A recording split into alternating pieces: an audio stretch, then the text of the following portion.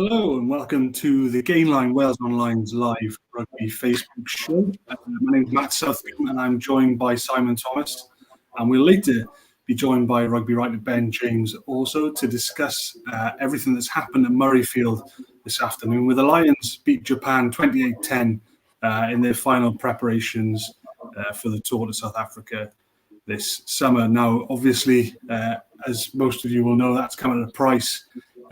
Lions captain Alun Wyn Jones has been ruled out of the tour after suffering a dislocated shoulder just 7 minutes into the game at Murrayfield.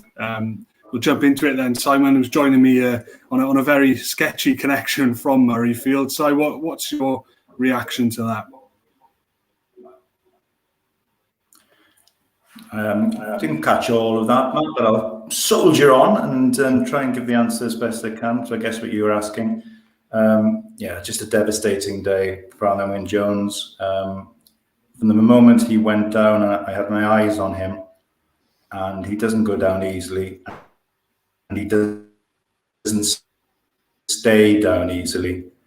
And just the way he kind of hunched over himself, he was obviously in a lot of distress. When the hands went up from the medic to signal there was going to be a replacement, he feared the worst, and even more so when you saw his face as he left the field, with his left arm being supported by the medic. We watched him at the sidelines just as the game was coming to a conclusion. You know, he didn't have a sling on, so you kind of hoped it might be good news. But pretty much straight away after the match in the press conference interviews, Warren Gatland confirmed a dislocated shoulder. It had gone back in, but the best case scenario is him being fit for the first test. And effectively, that means his tour is over. He won't be flying out of South Africa, and he's heading home to Wales, and we wait to hear who will be replacing him and who will be taking over as captain. What was Warren Gatland's demeanour like in that press conference? Si, obviously got a big relationship with Alun Wyn Jones. Obviously, been his captain for Wales since Sam Warburton retired. What was Gatland's demeanour like? You could sense that Warren really felt for Alun Wyn Jones. He used the word devastating himself. Disappointing certainly was the word he used. Because he has a lot of time for Alun Wyn. There's a big mutual respect there. And it's just an awful timing for it to happen. And yeah, his body language was someone who's really felt for the guy, but I guess also realized that he's now got to just try and, not just him, but the rest of the squad, put that behind them. They've got a job to do. They fly tomorrow, so they've got to get a replacement in place double quick. Obviously there's a few candidates there, maybe James Ryan, Johnny Gray, and then they've got to decide on captain. And again, a few candidates there. Ken Owens took over today as skipper, hugely experienced. You've got Maro Itoje as well. Owen Farrell is captain of England. So that's another big decision to make. But Gatland, you could sense that not his happiest day in rugby to see a great man like Alun Wyn Jones forced out of the tour and missing out on such an enormous honour. Yeah, and you touched on it there, Si. Obviously, they're going to need to call up a replacement pretty quickly. I guess most people watching on would probably say James Ryan is next cab off the rank, the Irish second row. Would you go along with that?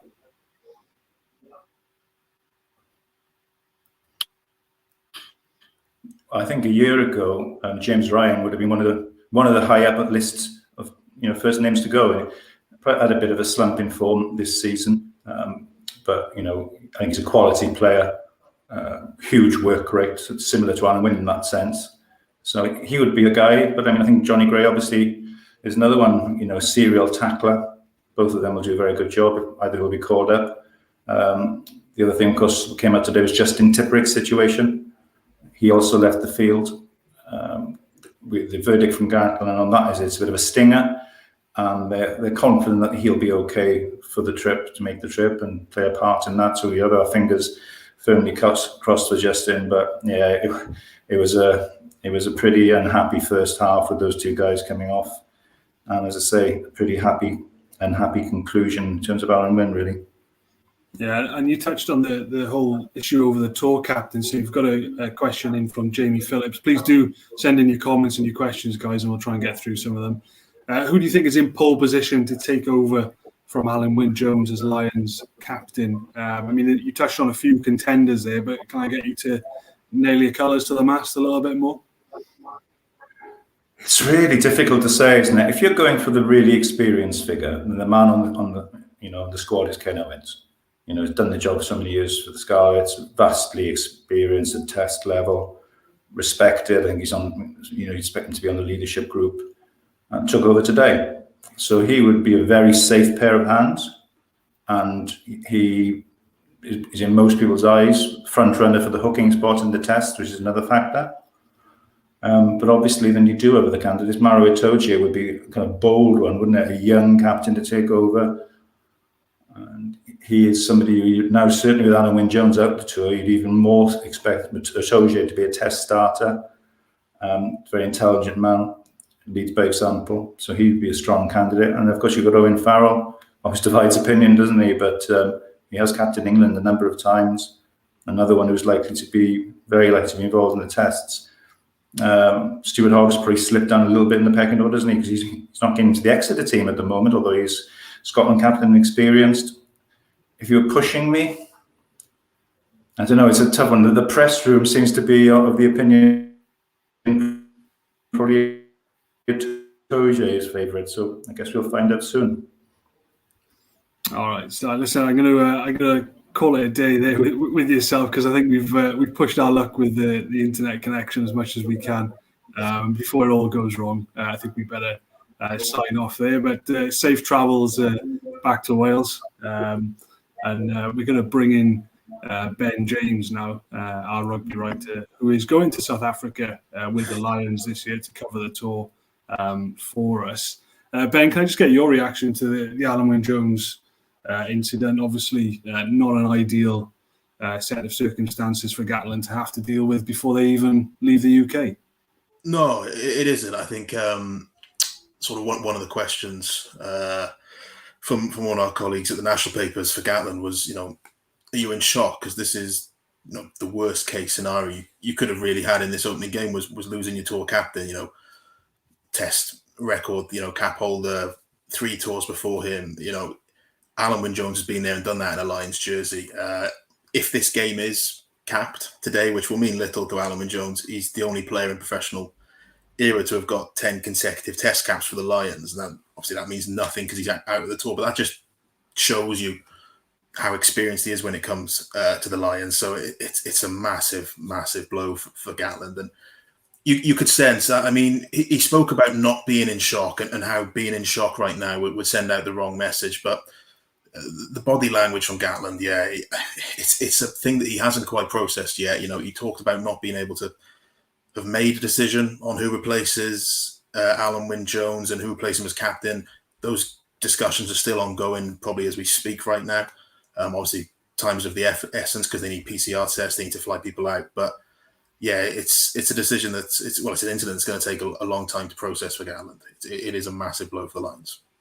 Yeah, absolutely. We've got a question coming in from Steve Millard here. Why play a totally meaningless game against Japan, risking injuries to your squad? What would your reaction to that be, Ben? Well, I mean, how many more?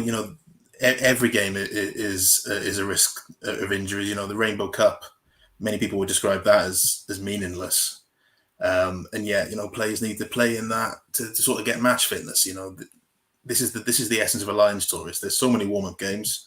And then you go into a test series against one of the heavyweights of world rugby. And, we also complain that there's not enough warm-up games on Lions matches to sort of form that cohesion. So you can't have it both ways. And I don't think Japan either was a totally meaningless game. I think in terms of what the Lions will have learned today away from the injuries, I think it did its work. They looked sharp in attack, the Lions, against Japan.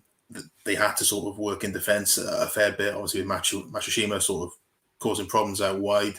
That last 20 minutes, there was plenty for the Lions to have learned from this. I don't think it's meaningless. It's just the nature of rugby as a sport that every time you take to the field, you run that risk of injury. Yeah, well, let's talk a bit more about the Lions. And what did you make of their overall performance? I mean, as far as first hit outs go, I guess we've seen a lot worse from the Lions in previous tours in their first game.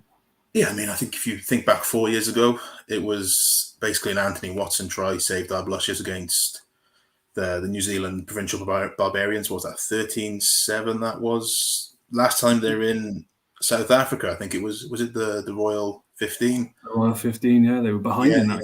A sort of couple of late tries. I think Lee Burns scored a blind that sort of spare blushes, but those weren't really sort of cohesive performances. And barring a couple of early lineouts, I thought the lines today were pretty cohesive. The lineout grew in the match. The maul got really good in the build-up to Courtney Laws having a try sort of chalked off. The maul created a lot of space, even if it didn't drive over. Backline looked good. Dan Biggars, as he has been all season, is on absolute fire. The midfield looks good. That's a potential test partnership there, the Irish pairing of Henshaw and Aki.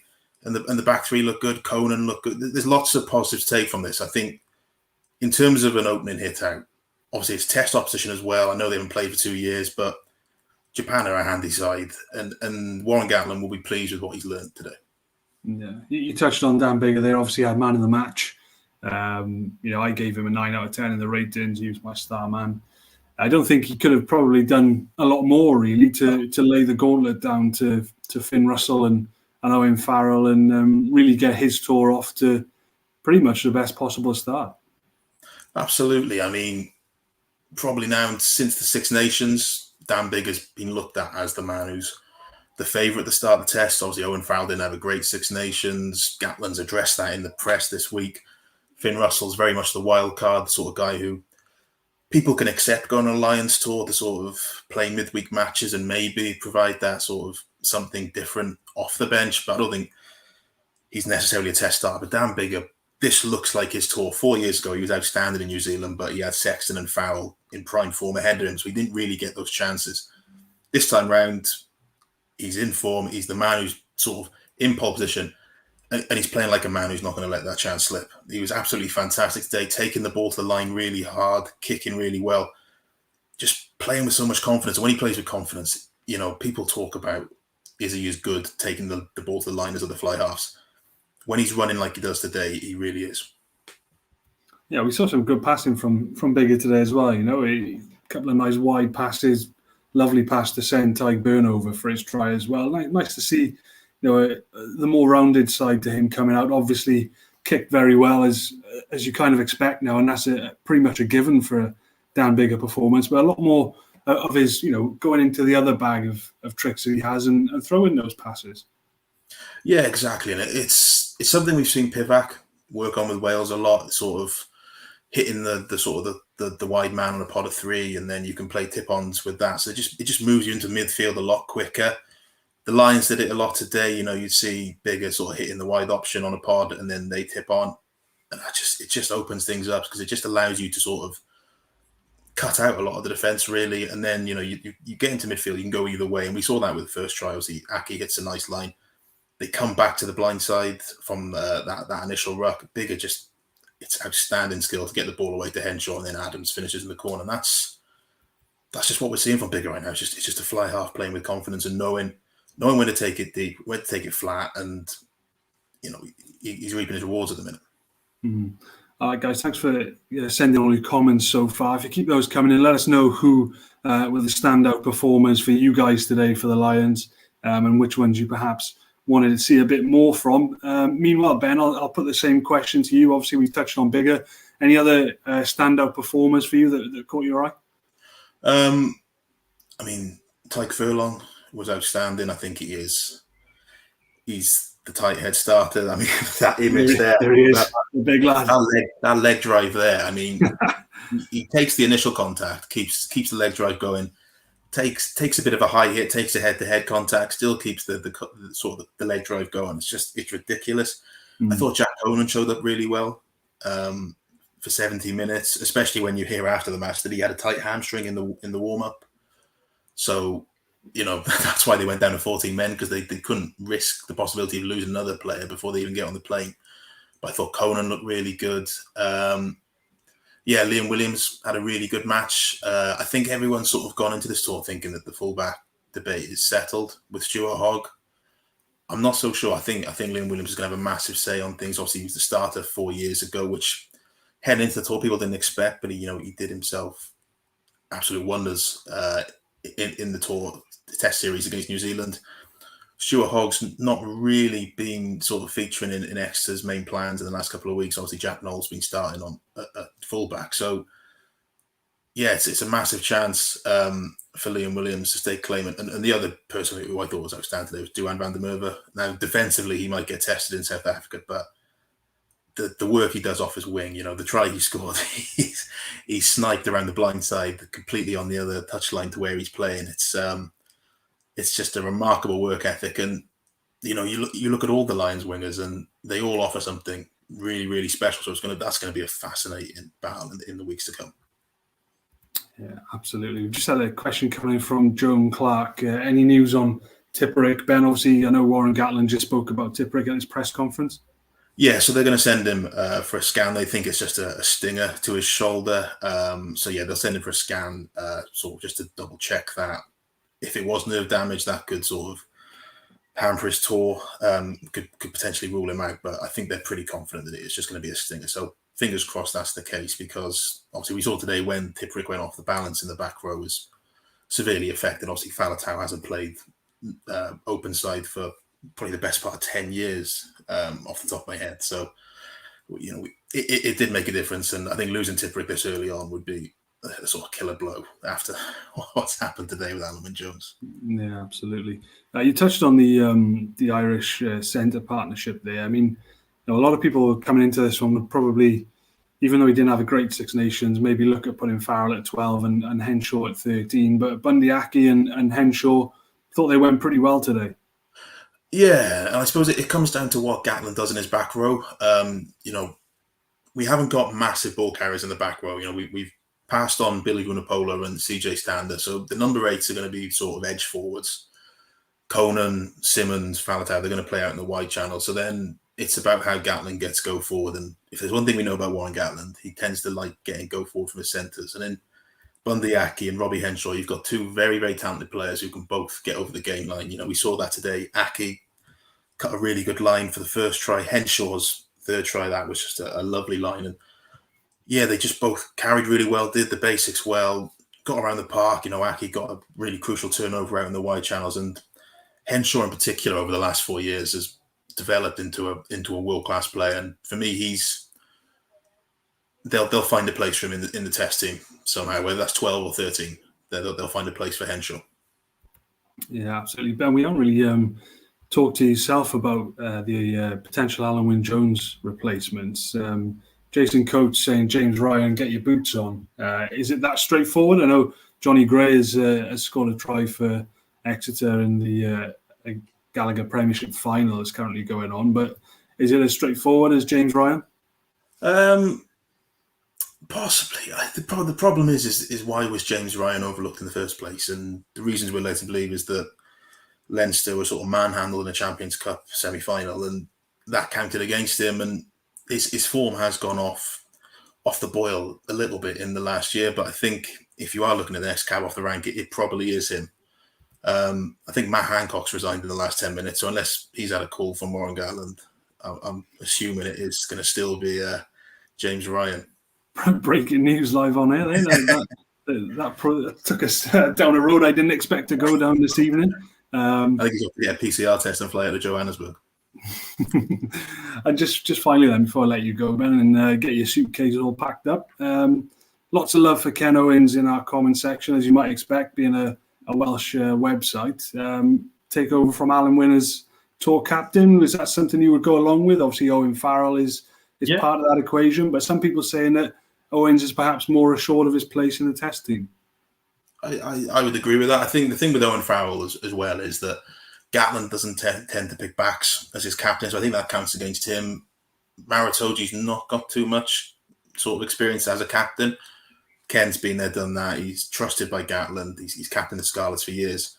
So if you're looking at a safe option and a sort of a really credible option, yeah, Ken Owens makes a lot of sense.